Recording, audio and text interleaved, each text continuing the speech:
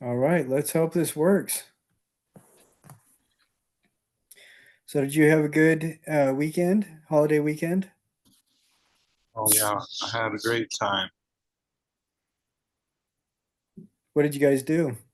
I took advantage of Al's sporting goods sale and went and got a paddleboard for me and my daughter and a little roof rack for it. We went to Ivan's Reservoir yesterday and hung out. That sounds like a lot of fun.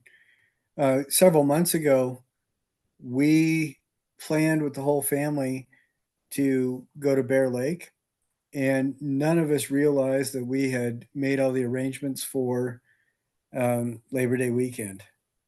So, but we timed it so that we were going directly opposite all the crowds. So we were driving north while everybody else was going south. We were leaving while everybody else was coming. It ended up being so we were in sites either right before and left right before everybody else got there, or we showed up just as everybody else was leaving, and that was really nice. It ended up Awesome. being a good experience. I got my wife a yurt tent 2 years ago, and we were able to set it up. It was big enough that we put our blow up air mattress. It's a queen size air mattress in the yurt, and all the kids stayed in the Airbnb. So that was nice. Cool. Lots of fun. Well, last week we talked about Paleolithic stuff, and there's almost 40 people in this class. Almost everybody really uh, got um, the weekly reflection pretty well. Almost everybody did that really well.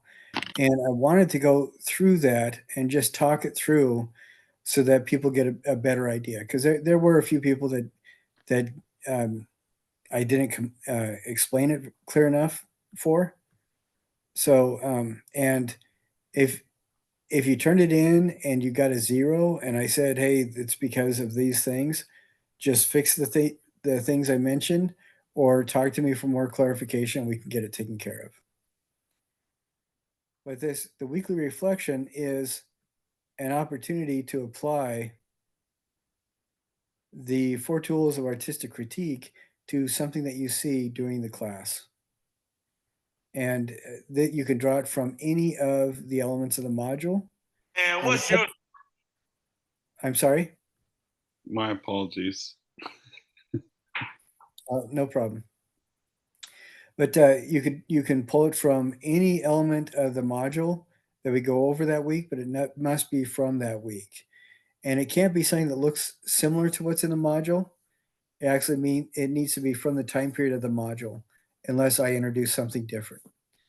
And the reason I say that is uh, when later on we'll do a module on classical India, artwork from classical India, and people were referencing stuff for the weekly reflection that had to do with very contemporary Indian work, and that isn't going to do it because it needs to be from the module. So a couple people found some stuff that is Paleolithic that is from Nevada, and that was great. When they did their reflection, they just included a sentence at the very beginning that said, "Hey, I found this. It's Paleolithic. It dates back to this time period, which puts it into the module time frame, and it's right here, right close to us in Nevada. So here's some pictures, and I'm going to talk about it." And they did a great job with the weekly reflection. And then a couple people also forgot to include their images. So as soon as they resubmitted and edited in those images, that was great. And then I also wanted to we have this citationmachine.net to it's just one of the uh, websites you can go to find MLA style citations, where you just plug in the URL of whatever you're referencing, and it will spit out the correctly formatted citation. Now, notice there's only one here. We actually have about 10 or so that I reference. If you go to the research and discovery projects, then you can find it. Now, if we go to modules, and my computer is running a little bit slow today. I think it may have had a hard weekend as well. And we scroll over to research and discovery projects. The research and discovery projects guidelines, you click on that.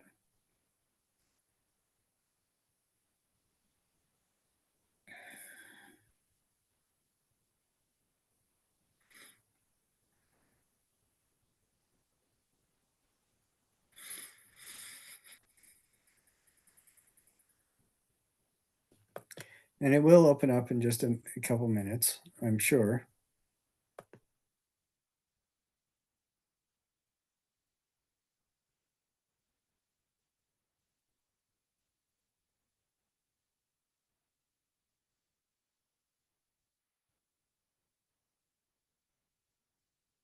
That's weird. I wonder why it's not showing up. Okay, so we're going to share this tab instead. Let's see. That's odd. Okay, when we look at this is the Research and Discovery Project Guidelines. Right here, I list about 10 different websites that you can go to and use. Citation Machine is the one just mentioned. And you can use other ones too.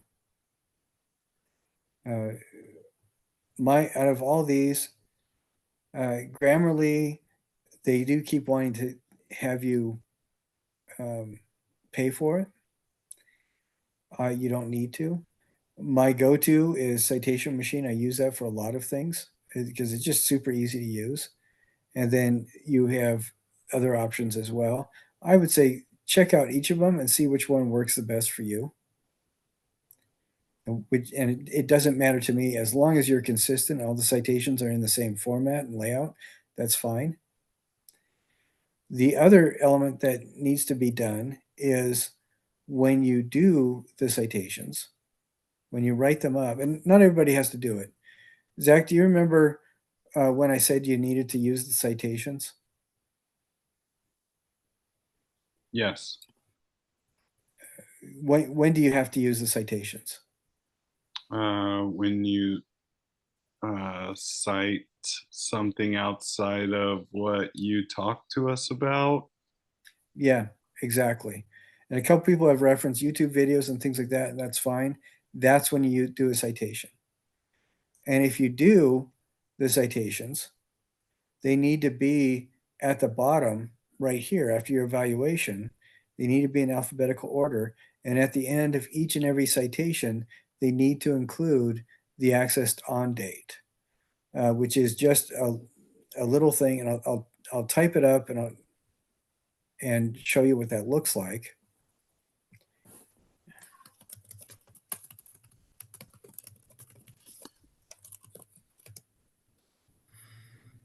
Let's see, today is September 2nd.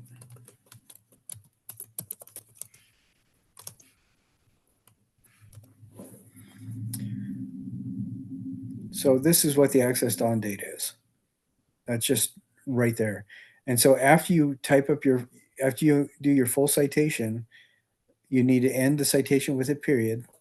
And then after the period, you put in accessed on and the date you accessed it, whatever that date is. The reason why that's so important is that the internet is constantly fluxing, constantly changing. And there are a number of different sites. One of them is archive.net. Another one is the Wayback Machine. There are several that allow you to go back and look at a snapshot of the internet on a specific date. So if you are citing something like on YouTube and the owner of the YouTube channel restructures their channel so you can no longer find it with that same link, it's no problem because you can go, whoever looks at your stuff, 100 years from now, will be able to go on one of these website, I forget what it's called. It's basically an archive site and find your references and what everything looked like on the day that you referenced it. And that's why it's important. If you're doing a library book, that's not going to change. But anything from the internet, and honestly, most of my stuff I cite with internet resources because everybody can access that. The danger, of course, is you need to make sure that your sources are at least decently reasonable.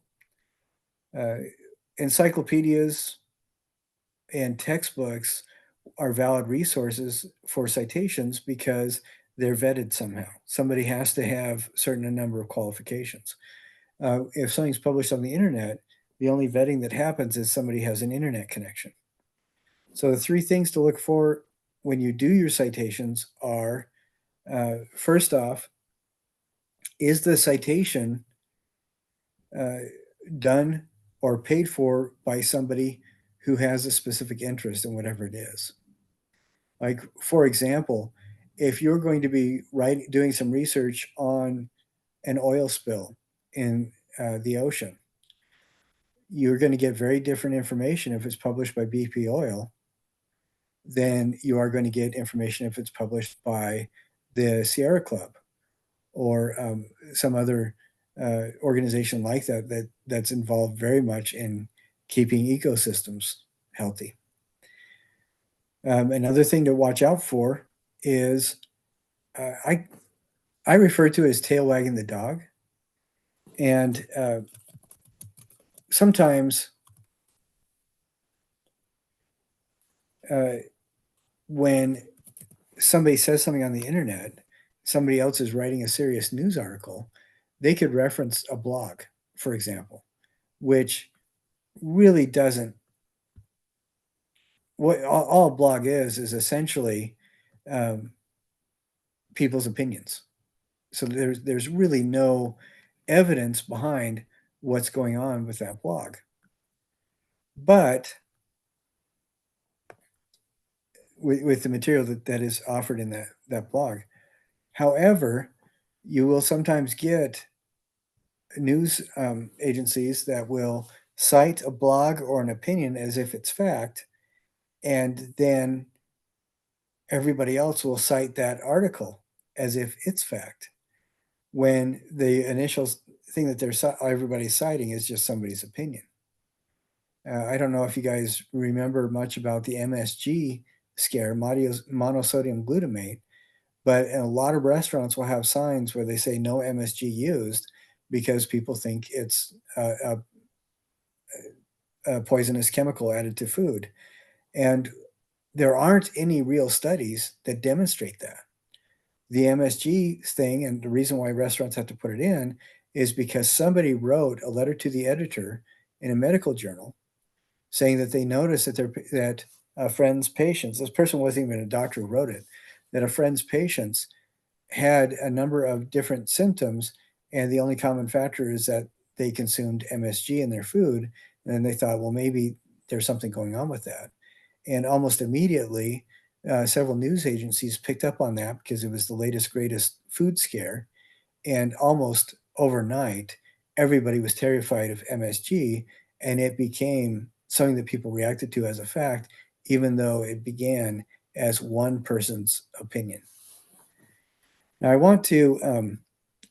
also going to share a Wikipedia page and walk you through this. We can't use Wikipedia as a reference.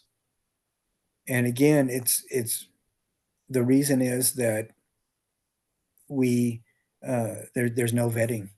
Anybody can write a Wikipedia article. There's absolutely no way to say whether or not the person is using facts or conjecture or opinion. However, I did want to show you something. So I'm going to type up something here. We're going to say Gobekli Tepe, and we're going to look at an article about that. Okay, so here's the article. Now it's called the Free Encyclopedia, but it's not really an encyclopedia because none of this stuff is vetted. There are occasional articles, and if you're lucky, if you keep track of specific writers, there are some writers that are really good. But yeah, it looks good. It looks straightforward, but we can't use this or cite it. We cannot cite this article because again, it falls into the category of a blog post because there's absolutely no vetting. However, if you go down here, go all the way to the bottom. This gives you a lot of really good information with a lot of links. We go all the way down to the bottom, and this is where we start getting some really good material. Because you go down here, so we're almost all the way at the bottom, big long article, these notes, and see also right underneath the notes, these are the references.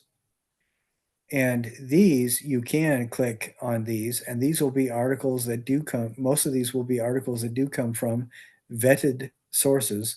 So the people speaking actually are qualified. And if you do use Wikipedia as in a point of your research for anything, do not cite the Wikipedia article itself.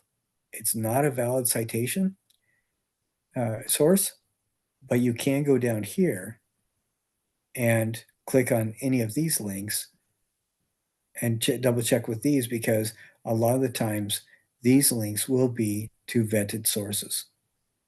Like right here, Turkey's Ancient Sanctuary. You click on that, gets you to the New Yorker. There's a really good chance that's going to be an actual source that you can use because if it's not, the New Yorker is scared to death that they're going to get sued. And that's enlightened self-interest is a really good way to evaluate validity of sources. All right. Did you follow all that, Zach? Does that all make sense? Oh, we've also been joined by Sydney Paisley and Haley. Excellent. Very good. I'm sorry, Sydney. All made sense. Okay. Now, Sydney and Haley, we are talking about the weekly reflections. Did were you able to hear much of what I said about research and everything? Yes, I was able to. Okay. All right. Excellent. So in this sample does not have anything to do with the scope of our class. It doesn't have anything to do with anything that I cover. I just picked something random. But in the description, what I have is each of the 4 steps are clearly labeled: description, analysis, interpretation, and evaluation. So for the description, I talked briefly about each of them. Most everybody did this really well. There was one really interesting one where somebody was comparing a couple of the Venus statues that were definitely Paleolithic with something that was a similar size, very similar subject matter, but was Egyptian. And what was nice, that works because they were able to tie, 2 of the 3 images that they showed were directly related to material in our class. And they spent about a sentence or 2 on each of the 3 items describing it, and it was great.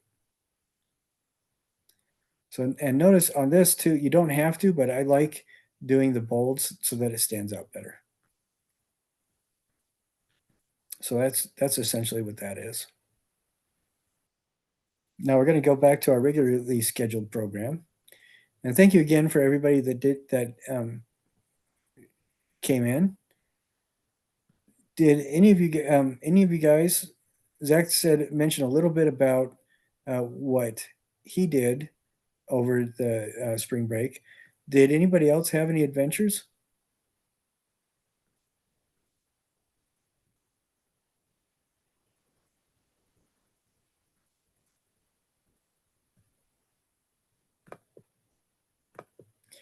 I'm sorry, my page is a little bit unresponsive and I don't know what's going on.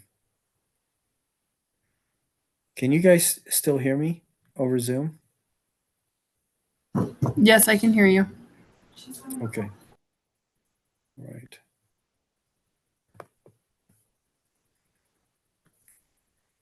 I do not know why my page froze. Okay, here it's coming back. Excellent. Okay, great.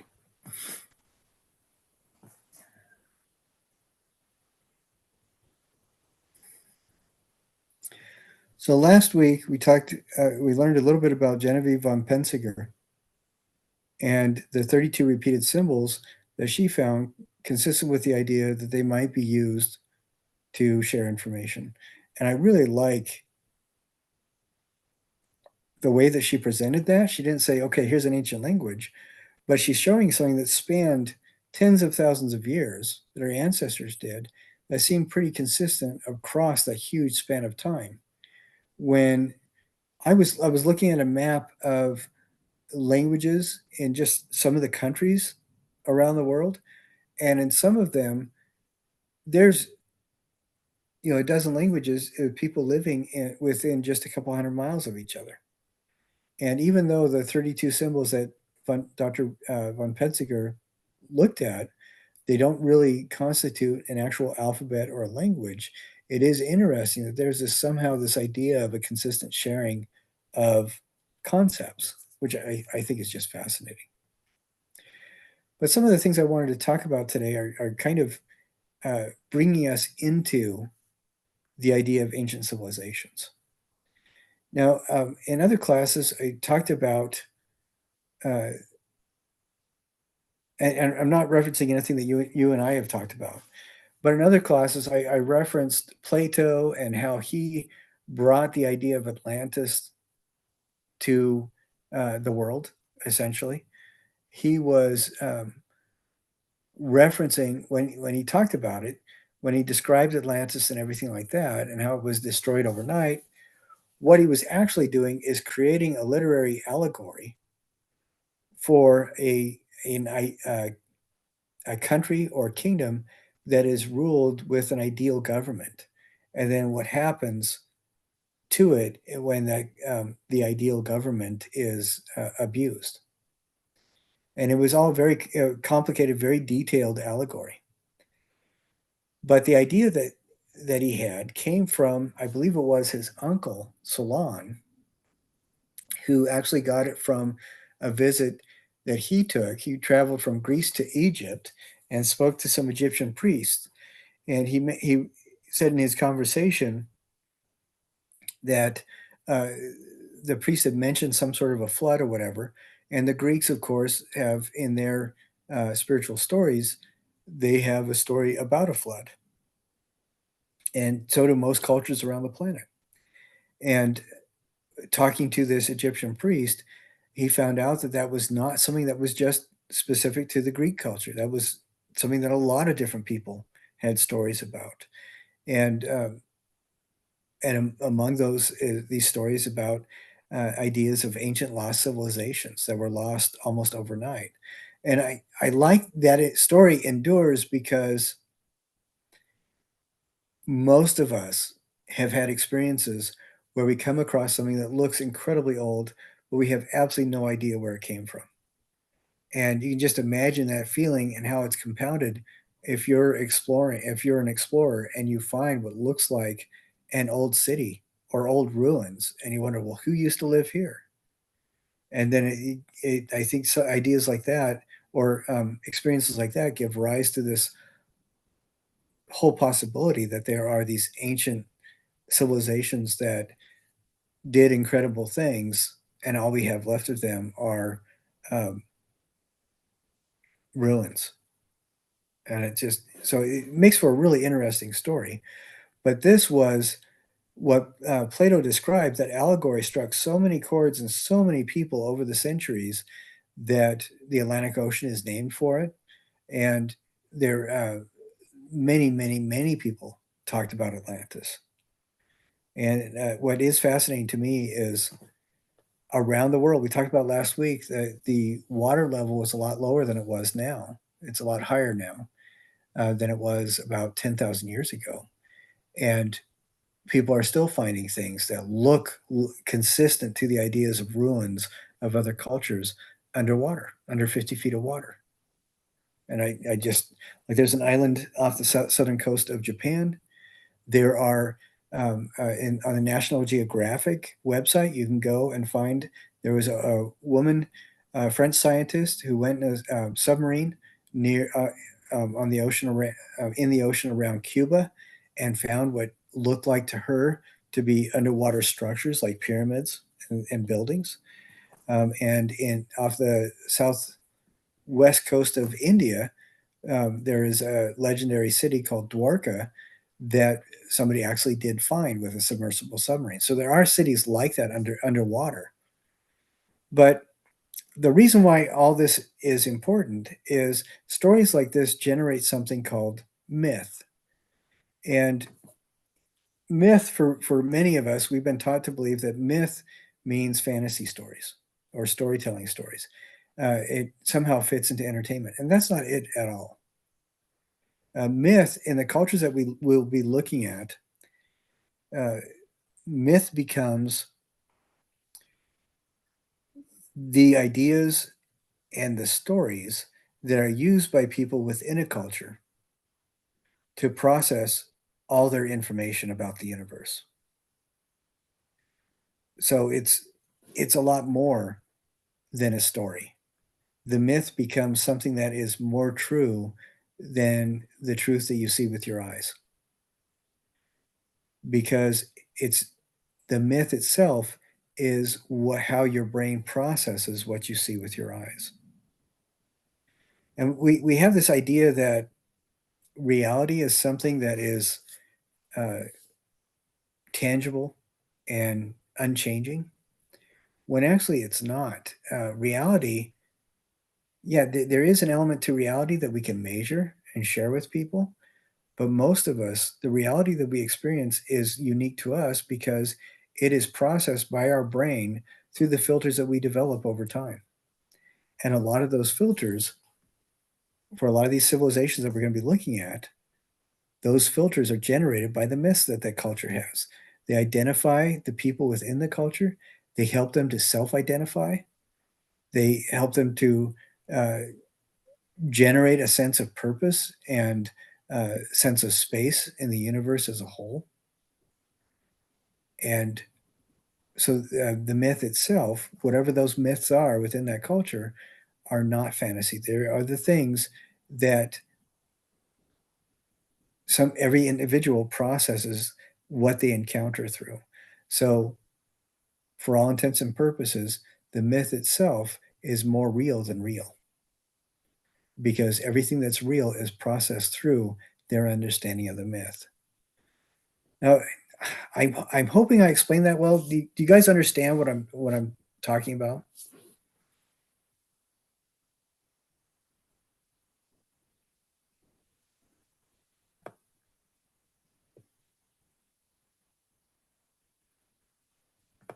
Got it. What's that? I think I got it. You Okay. asked, I understood. Yes. I talked about Joseph Campbell a little bit. Um, he references the idea of Atlantis as being a longing for a lost golden age. And what was fascinating when I read Hero of a Thousand Faces by Joseph Campbell, it dawned on me that that was a really solid way of looking at the universe, because even though you look around, nobody looks, or very few people look identical. You know, all of us are different sizes, shapes, colors, sounds. We are all different on some way. But what is fascinating is it doesn't matter where you go in the world. In general, healthy parents and healthy families care very deeply about their children and want what's best for them. Doesn't matter what language they speak. In general, every culture you go to, the parents want their children to have a better life than they did growing up. And there are, in general, 99% of everybody around the world is really, truly decent. And we look out for each other. You know, the stuff that you see on the news, I want you to think about this for just a second. Every single day, there's close to 200 billion hours of human activity. Okay, that's 24 hours for every individual, every one of the 8 billion inhabitants of the planet. So that's about 200 billion hours. And when we look at the news or look at news on social media, what we are getting is generally going to be the 22 minutes that are the most entertaining or the most terrifying. 22 minutes out of 200 billion hours. Think about that for just a second. The reality is, even though we see images of looting and people being terrible to each other, almost everybody else on the planet are really pretty decent people. When I was in Iran, I would walk up to random people and put my hand out to shake hands with them, and automatically people would smile and shake my hand. And we wouldn't be speaking the same language, but people wanted to be friendly. People automatically wanted to talk to me and visit with me, even though we didn't understand each other. They said, "Thank you for coming to my home," and their country, and it was just a really cool experience. And that's the way it is everywhere that I've traveled. Almost everybody is kind because we share a lot more than separates us. But this thing that separates us, that's what makes this kind of stuff interesting. Looking at these ancient cultures, looking at how the myths of the culture shape their views of the world and how that translates to visual depictions of people and things. I talk a little bit about different languages and different things like that. But what is interesting to me, or one of the things that I think is really fascinating to me, is every culture also has evidence of very realistic drawings and depictions alongside the stuff that is very stylized. And I just think that's fascinating. Now, it's not going to work. I don't think it's going to work in our format, so I'm not going to play these videos. But I want you to go to this video, pay attention to 0 to 17 seconds, then 233 to 3 minutes, because this is people are using AI to generate their best guess of what these ancient languages might have sounded like. Ancient Turkish. This one I think is really interesting too. But To what time again? Sorry. I have it labeled here.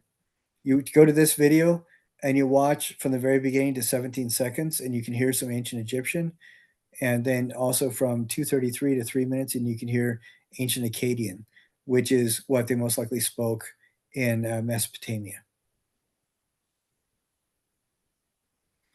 And then there's also ancient Turkish. Now, nobody knows for sure, but people are extrapolating, and they're really trying to do a good job of guessing what that language sounded like, and I think it's really fascinating. Now, this is just some garbagey stuff, but or this first one is garbagey, but I put it on there because I do enjoy the program Ancient Aliens. It's a lot of fun to watch, and this one is just a short video about Gobekli Tepe. You do not have to watch it. It is not something that qualifies as art history in any way, shape, or form, but it is fun. However, BBC does a really good job, and this documentary gives you a pretty good background of Göbekli Tepe. Göbekli Tepe is a site in Turkey that has many, many, many areas, and I'll show you some photos. It has many, many areas of these ancient stone temple structures that are over 10,000 years old. These things are 3 times older than Stonehenge.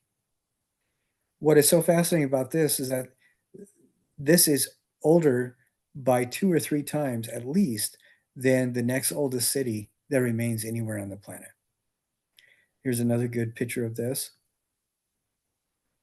And it is smack dab in the middle of Turkey, but it just is just fascinating to see this whole complicated structure. So definitely watch that BBC documentary. One of the things that I think is really interesting, if you're looking at enclosure F, Stonehenge with the big blocks of stone, they're almost always, well, they're always these hewn rectangular blocks. What makes Gobekli Tepe so interesting is, what shape are these pillars? Can you see that a little bit? What shape are these? They are not rectangular blocks.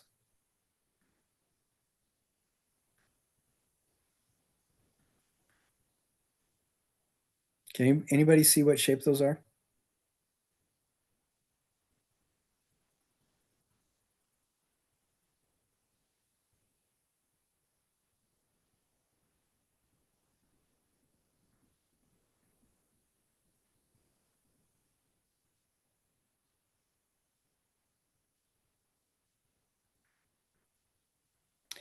I think what's fascinating to me is that these are shaped like gigantic T's. They're not rectangular blocks. And that's what is so interesting to me. Now, there is not evidence of something like a city. This all seems to be religious structures. And each of these are carved with animals that seem to correspond with specific constellations. And on some of these pillars, the animals come together, and it seems like, with those constellations together in a particular spot, they can date or come close to dating some of the areas of the enclosures, they believe, by just extrapolating what time period those constellations came together.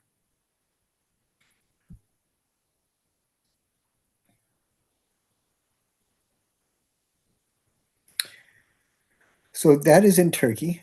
And then if we move forward several thousand years, we come to Mesopotamia. And Mesopotamia basically means many rivers.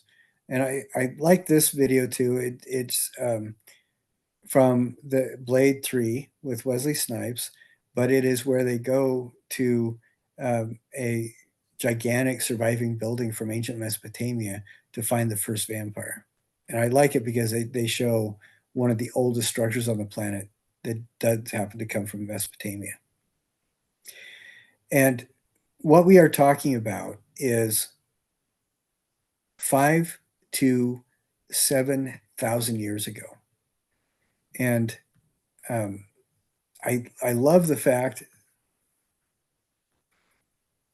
Oh, I don't. Okay, I'm going to try to share this video with you, and well, let's see if it does work. And if it doesn't, that's fine.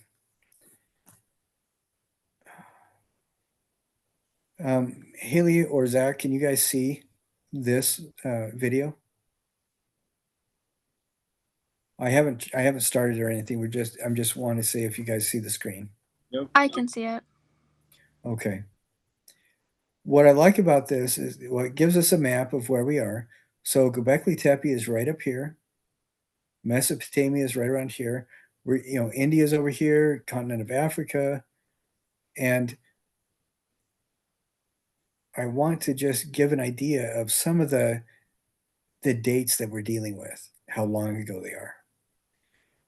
This is from pretty close. This is from over here in North America, 5 to 3,000 years ago. A little bit more recent, we're talking about Iran, which is a little bit north of this area. And then we're talking about Mesopotamia. And there are some really beautiful pieces of art from this area.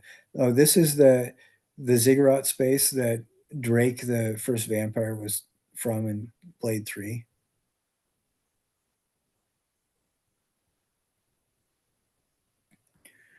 So we can see kind of how some of these things fit together. Now we are gonna look at this. This is one. I'm sorry it's fuzzed out. I do want everybody to look at this video, watch it. What I want to show you is just some of this amazing stuff. Oh, I'm sorry. There's going to be just a minute as I am getting.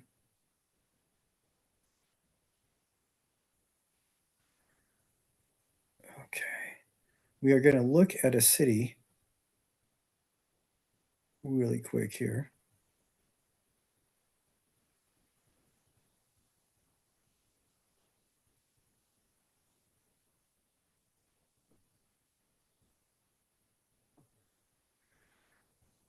I'm sorry. Okay. There we go. All right. Here we go. This is an 8-minute video. We're not going to watch the whole video. We're just going to, I don't have the sound on. I just want to show you some of these things.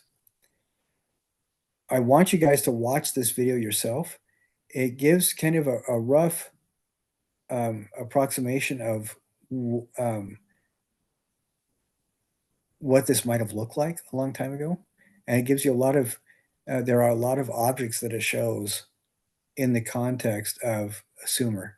And Sumer is a culture that is contiguous with Mesopotamia.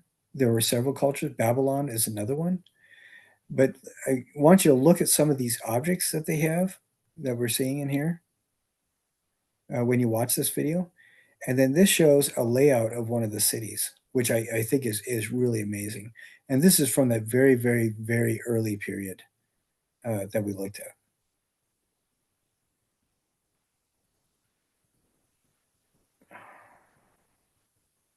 I'm sorry, I'm having a hard time finding some of these images that I wanted to show you. Okay, this is a standard of Ur, and we're going to look at that again just a little bit closer. And then there's also a lot of the tile work that you see. And I'm going to pull up a couple of pictures. Most of the pictures that I have in here are in these videos. And so I really want you to look at the videos. But we are going to look at two things in particular. So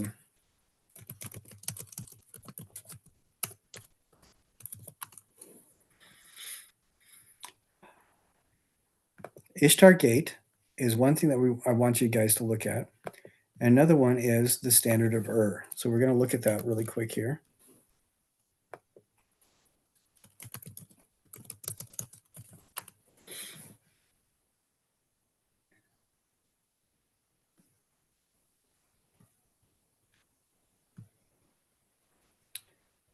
I'm sorry, I'm apologizing because my computer is running slow and I don't understand why that's the case.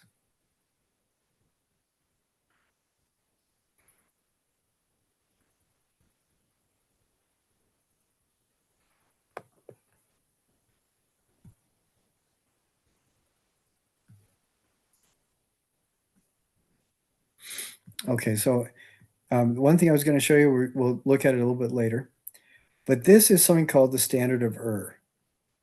And this, they think, was an object that the Mesopotamians used. This thing is about the size of a desktop, a little bit, yeah, roughly about that. But they think that it was used to mark like a king's tent or put on top of a pole so that other people could see when they were marching around or traveling. And it is a really astounding object for a number of reasons. So this thing is almost 5,000 years old. And as we look at it, some of the descriptions we can make are, looks like there are three horizontal panels that are divided by this kind of diamond pattern strip across here. Can you guys both see what I'm pointing out? I'm looking at Zach and Haley. Yeah, I can see it. Okay. And we have three different things going on.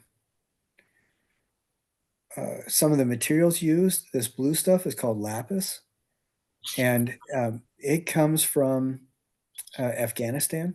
A lot of it does. And this coral here comes from areas around Oman and the Indian Ocean. Then there's other elements that are inlaid that there's like ivory and stuff like that. Just really amazing materials.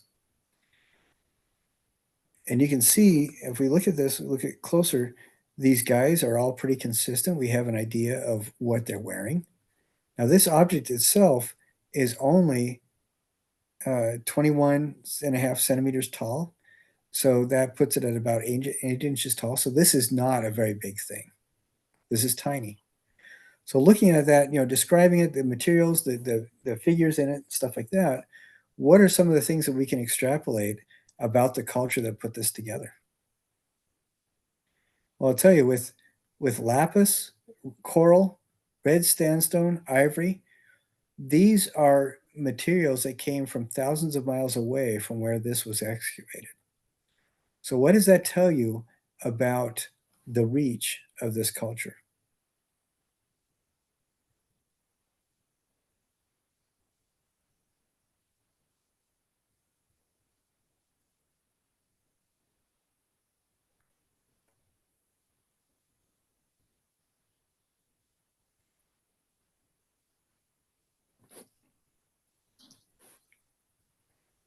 I've heard of other companies that used red uh, in paints, and the red was from a plant that was hard to find, so it had to be transported with boat across the world, so it was really hard to get. I would imagine the red coral, if it's rare or not from there, that they are conquerors based on the bodies under the horses, what seems to be a military setup, and a dichotomy of who's in charge being the biggest person on top. Yeah, those are all excellent observations, and you're absolutely right. You know, this came from several hundred miles away. This came from 1,000 miles away. That means that, just like you said, that the culture had a lot of reach, and it either traveled or it um, traded with people, or it got tribute from people thousands of miles away. And like you said, the bodies under the horses, there's some intimation of violence there, military violence. So yeah, these are most likely representative of their power over other communities. We look at one of the things that you said, Zach, that I really appreciate is a lot of ancient cultures use something called um, hierarchy of size, where the smaller person was, the lower they were on the social scale. And the bigger the person is, the higher they are on the social scale.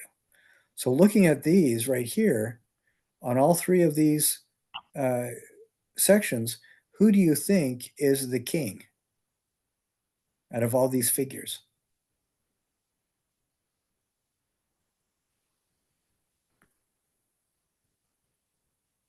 Haley, who do you think the king would be? The middle one on the top. Yeah, exactly. He is a full head taller than everybody else. I don't know. My suspicion is that he was not 7 feet tall, but in a lot of this ancient art, the biggest person is generally going to be the person that's most in charge, which I would think might be the king. Something else I think is really interesting is you look at the dress, or the clothing that people wear, and all these people look like they all have weapons, and they're either my guess would be they're like high-ranking soldiers because they can afford armor, or maybe they're generals. But it's fascinating to me that they're all wearing skirts and capes. On the other side of this, you see a better image of the king, and he is wearing a feathered skirt. At this time period in the world, in general, women were the ones who wore pants, and men are the ones who wore skirts. And I think it's just really fascinating. For them, it's going to be more like kilts, that kind of a thing. But I think that is really interesting. So we go back to this Mesopotamia introduction of Mesopotamia. There are this Ishtar Gate is absolutely astounding as well. And I just clicked on the link. It's going to take a while to load. So let me see if I can. Okay, here we go. Let me see if I can find another good image of it.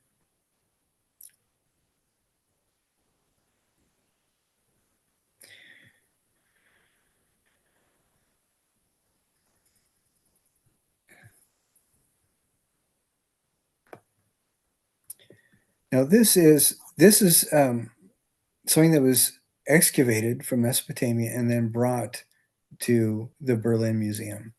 And I like this because it shows kind of what this might have looked like at one point. And you can see how big this is. This arch, I'm sorry, okay, let's try this again. I'm going to get rid of the subtitles. This arch itself, right here, is about 12 feet high. So this was a pretty big thing. And this dates back again to about 4,500 years ago. The blue is all blue stone from Afghanistan. that is brought to this site, and those animals are, you can see that there's a lot of detailed craftsmanship.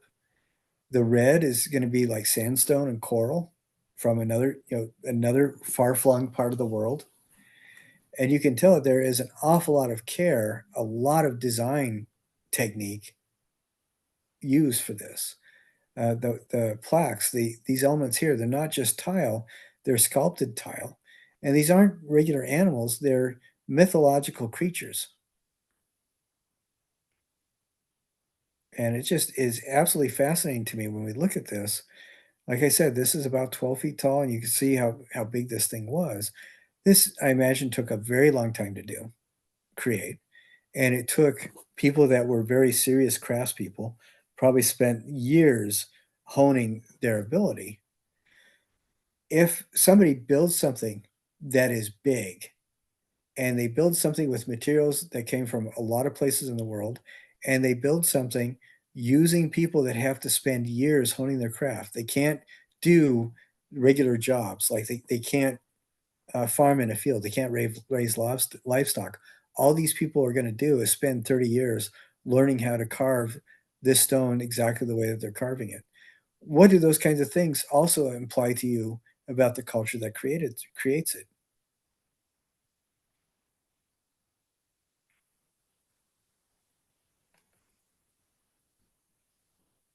Proud. What's that? Maybe they're proud craftsmen. Definitely. Yeah, yeah, definitely proud. Absolutely. Something else to think about, because they're willing to invest a lot of money or a lot of energy into creating something that this is this fantastic. This is the main entrance for visiting nobles into the city. So this is designed specifically to make people coming in. I mean, this is going to be bigger than anything they've seen in their lifetime. It's going to be more fantastic.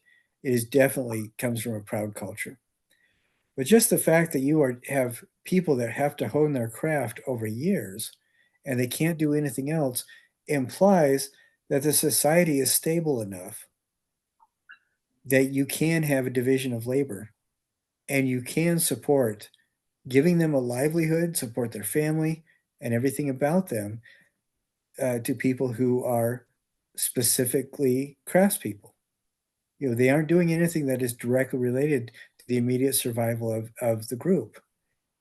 And I think that is really important. That means that they have a society that's closer to something that we might recognize today, where you have a diversity of jobs because people have lived together and coordinated their efforts, cooperated for a significant enough period of time that they can share jobs. One person doesn't have to be responsible for everything. And I think that is a pretty strong implication that the society is going to be successful. I think when you have this is why I think art is so amazing in the ancient world, because when you see art, first off, it tells you that they valued that enough to make an effort. But then when you see something like this, there's at this level of construction, you know that they valued the arts enough to make it worthwhile for people to devote their lives to it. They had positions in society. They could feed their families. They could do all this stuff that is arts related without having to take care of the immediate physical needs of the people closest to them. And that's I think is very interesting to me. You can still see all this Ishtar gate in Iraq today. It's still available to the public. That's cool. It is. I've only seen elements of this. All What's the that? buildings are there. None of this artwork. This artwork was taken somewhere and reassembled, but all of the buildings in that castle that you showed, you could go walk through today.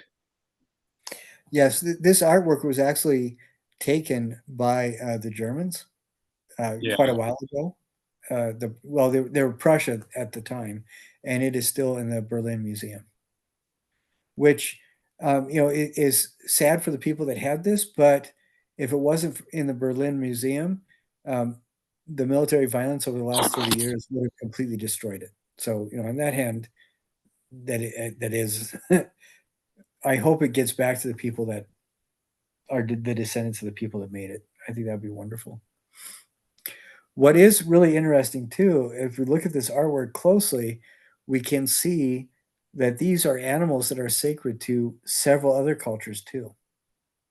And in my mind, that seems to mean that if the animals that are sacred symbols of other cultures are displayed in prominent areas with respect, that means that whoever created this wall is telling everybody in the world, these are good friends of ours. These other cultures, they're our buddies. And the implication, I think, is pretty clear. If you want to mess with them, you've got to mess with us too. And look how powerful we are. You don't want to mess with us. And I think stuff like that is just really fascinating to see.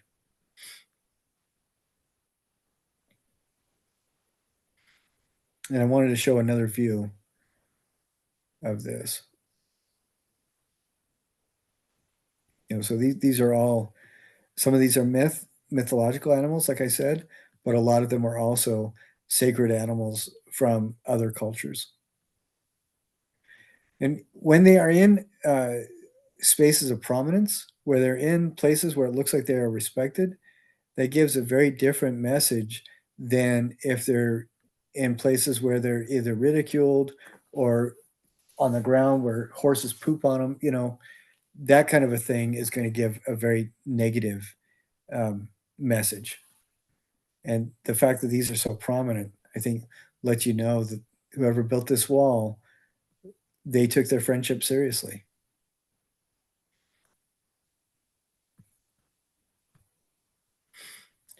Now, as we go to another culture, is ancient Egypt.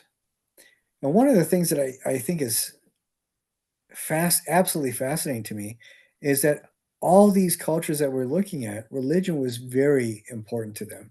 Religion and spirituality was very important.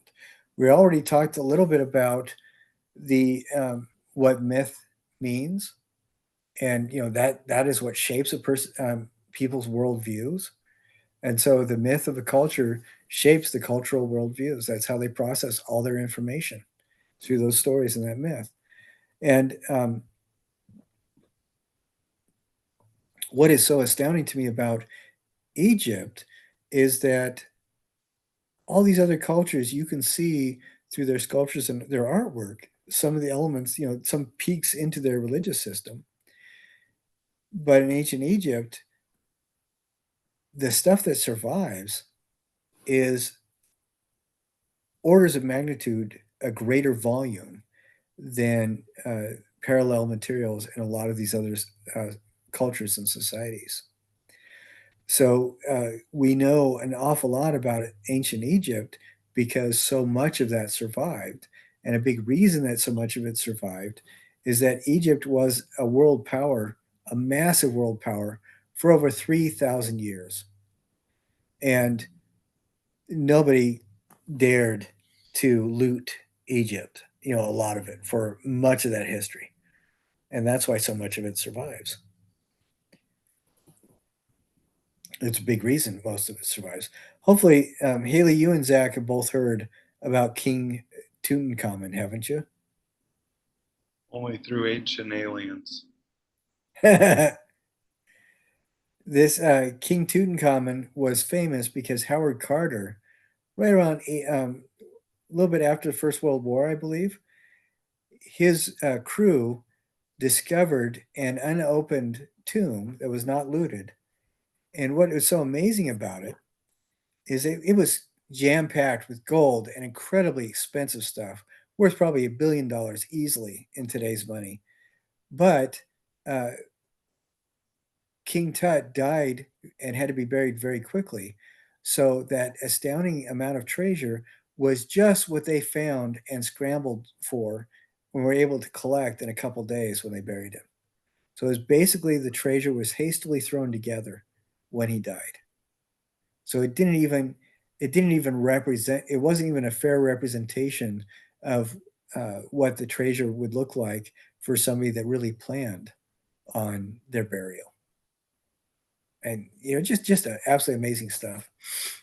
But I want you guys very much to look at let's see. I wonder what this link will have. Okay, the link I just clicked on is a YouTube video that talks about the King Tutankhamun treasure that Howard Carter did find. And one of the reasons why it's so important is that it is undamaged. It is pretty much pristine. It looks like the computer does not want to open that page, so we're not going to worry about it. But I do want you to look at the ancient history explained in 12 minutes. And some of this I think is really fascinating. Egypt was a world power. And what is one of the cool things about them is that they really were in their richest periods. They worked very closely with the friends that they had around them, and so they learned engineering principles from cultures that were profound engineers. They added depth to their religious beliefs when they interacted with cultures that had similar things that had in-depth religion. They learned and brought in ideas from the cultures around them. And this is completely editorial. I'm not going to test anybody on this ever, but I've been teaching these classes long enough that it's interesting to me that there is a consistency when the cultures embrace the differences of the people around them. They grow stronger and they have a much richer expression of art. And when, like the Western Roman Empire towards the end of its decline, when they become very insular, they don't want to talk to anybody else, they can't respect anybody, they don't want to respect anybody else, they make fun of people that are different, that's when the culture really starts shrinking in and losing its strength. And that is completely anecdotal. I haven't done any sort of a study, but it is interesting to me. The Western Rome died or collapsed almost entirely within a couple of generations when they started doing that. But Constantine moved east to Turkey, and at any point, Constantine and his descendants, you could walk around the streets of Constantinople and overhear a half a dozen languages. People were supporting each other in their artwork and in their music and everything. There was this cultural fusion that was going on. And his Rome lasted another 1,000 years, while the Rome that he left behind, that was very insular and unsupportive of other ideas, collapsed within a couple generations. I just think that's really interesting. But people, we look at Egyptian art, and a lot of people make fun of Egyptian art because there's the Walk Like Egyptian song, there's the Egyptian dance kind of thing, where people think that they're walking like what you might see Egyptians looking like.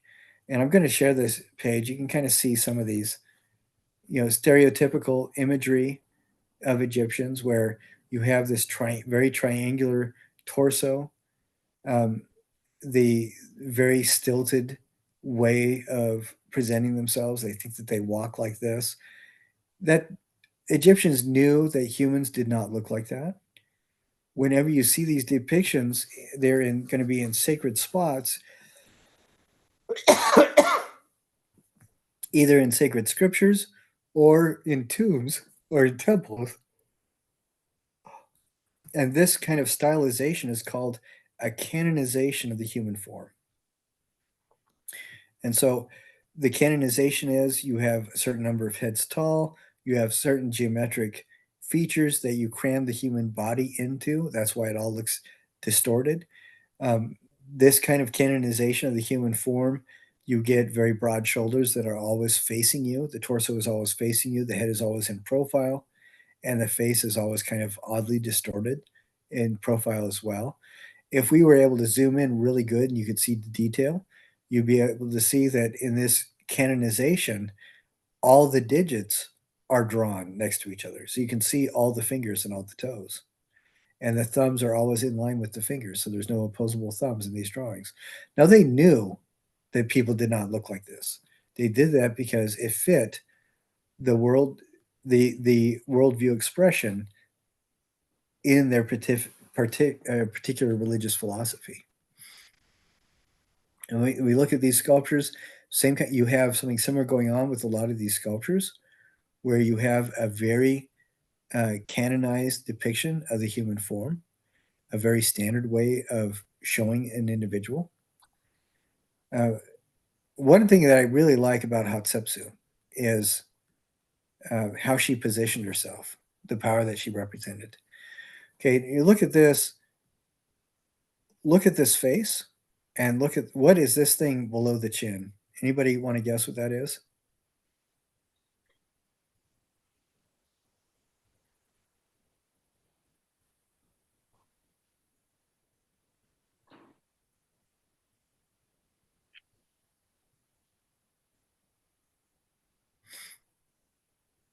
What does it look like?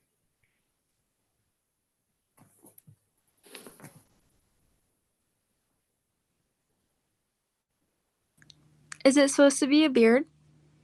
Exactly. You're absolutely right. It is precisely a beard. Now, the reason why I'm pointing this out is this is actually a sculpture of Hatshepsut. She was a woman, but she is wearing a beard.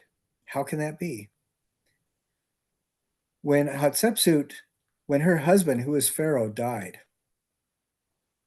she was still very much a woman. Her son, I believe, was only about 3 years old. And all the people that had advised her husband were now wanting to advise her son, and designate him the Pharaoh. Well, he's 3 years old. What kind of good decisions is he going to be able to make? He's not. So she knew if she allowed that to happen, the country would be ruled by her husband's advisors, and these were older men.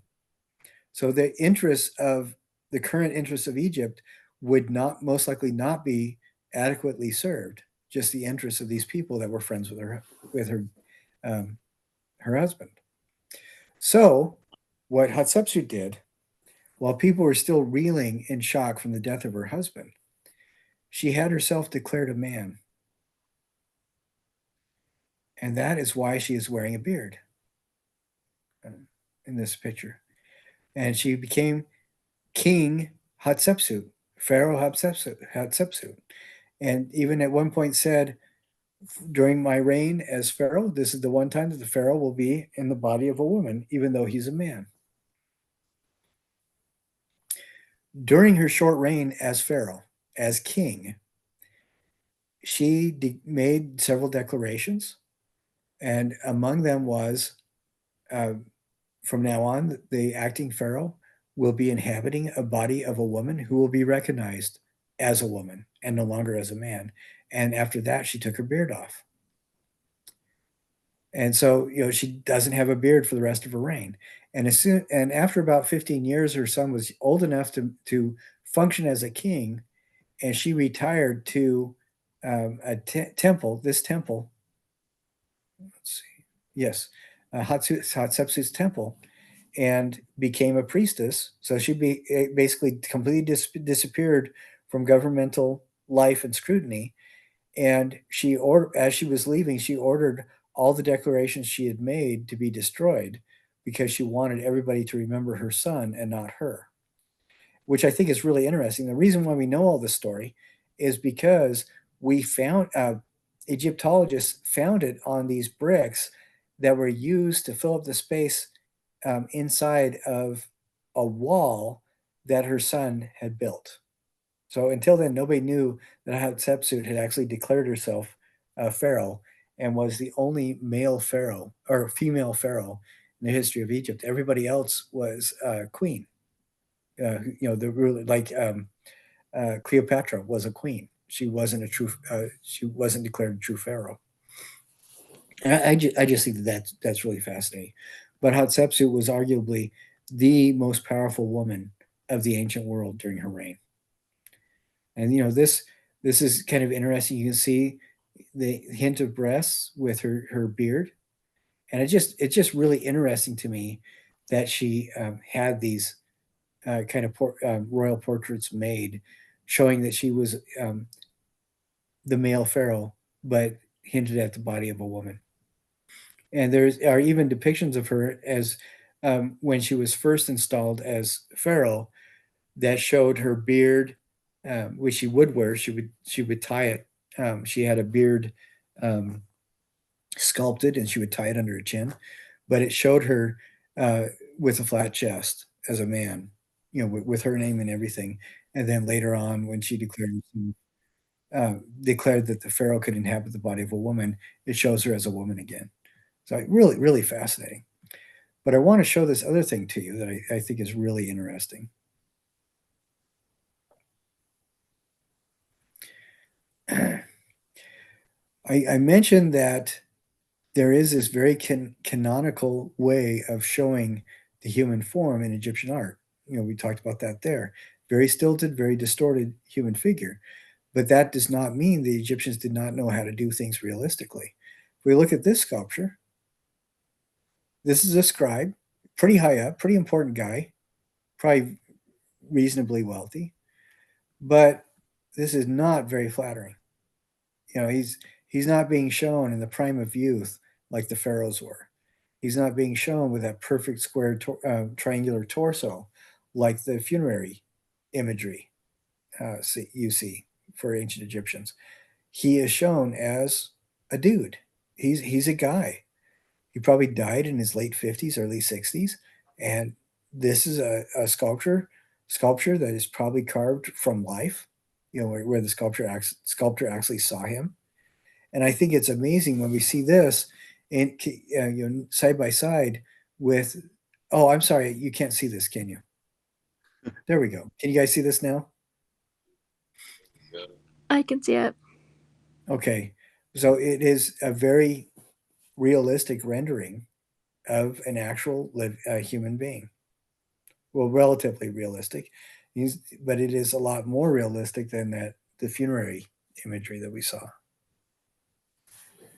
And I think that as we look at some of these ancient cultures, a lot of the times we can see these elements where if the bodies are distorted and they appear very stiff, a lot of the times we can extrapolate that that's because the individual being shown is being shown in a particular way. So that brings us to the question, a lot of the time I've sat through art history classes where people said, well, the reason why things are so realistic during the Renaissance is because that's the first time in human history people were able to do realistic stuff. Well, that is simply not true. But the reason it became so popular to portray realistic human forms during the Renaissance was because the worldview shifted and it became important that the body was shown closer to realistic. And a big part of that is because the politics at the time and the shift of religious perspective at the time emphasized the idea that human beings were the most exalted of God's creations and the most important. And so the human form, the idealized human form, is celebrated. Something similar happened for the Greeks that we'll talk about specifically in this class with the rise of the cult of Pythagoras, and that's why Greek sculptures went from stylized to realistic for a time. And it's not because suddenly people learned how to do it; it was because suddenly it became important to the worldview of the society that produced the artwork. So, what do you guys think about all that?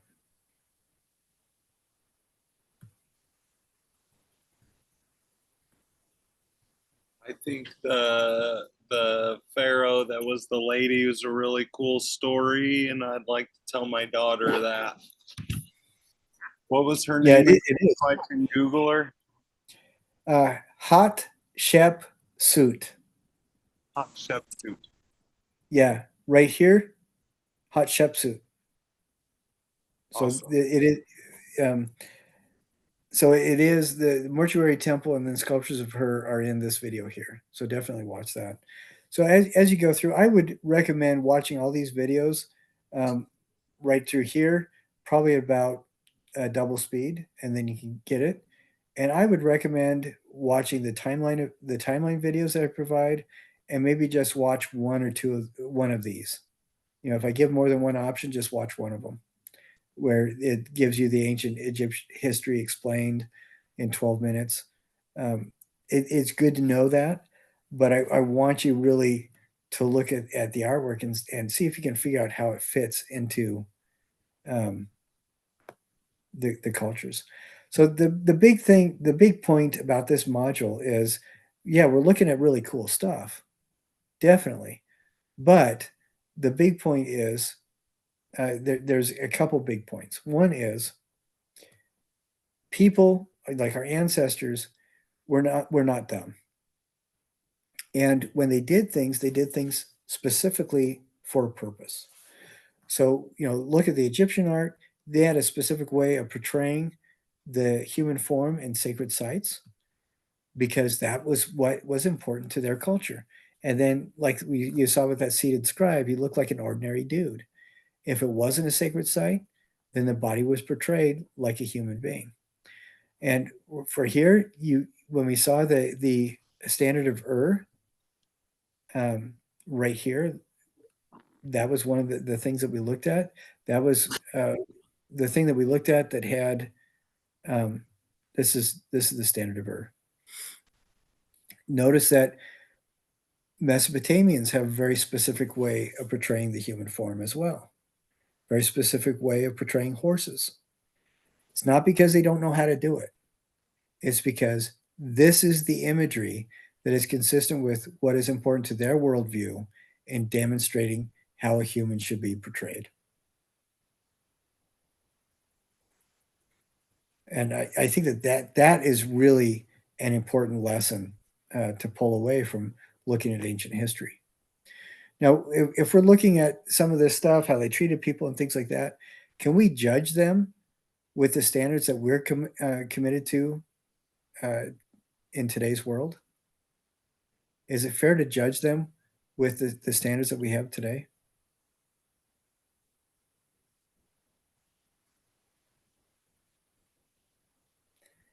I really don't think it is. And the reason is that I say that they did not live in our world. So we can talk about relative violence. We can talk about how they might have interacted with each other. We can talk about kind of clothing that they wore. But in a lot of these societies, clothing was a mark of social status. So the taboos about nudity that we have in our cultures today did not apply.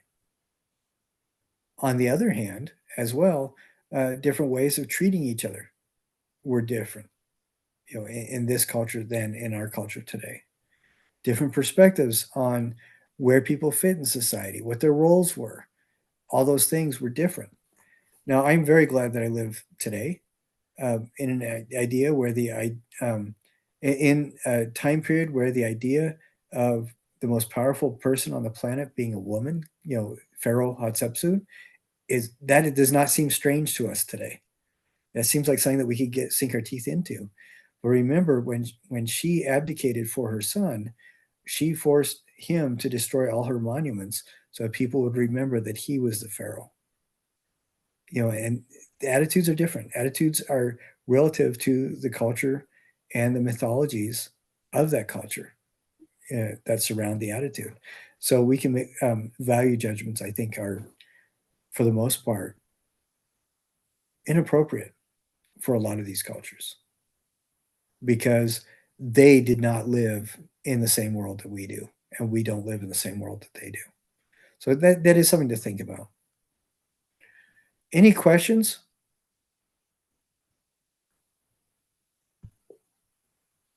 About all the stuff that we covered?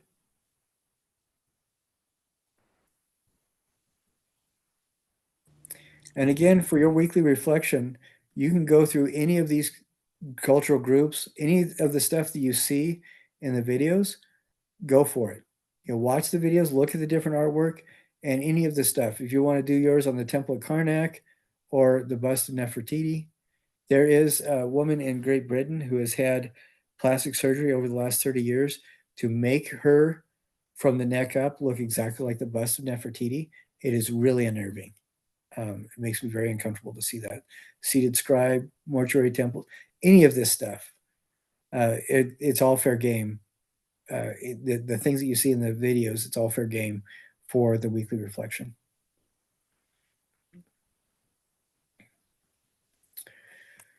All right, before we wrap things up, any last insights or questions? I didn't have any questions. All right, great. How about you, Zach? Are you good? Yes, thank you for your time. All right, thanks. You guys have a wonderful week and weekend. I'm glad you made it through Labor Day, and I look forward to seeing what people are doing. For the most part, everybody's doing really, really well. Before we go, I did want to say, please try not to stress too much about this this first project. If you guys don't get it done on time, do the best you can.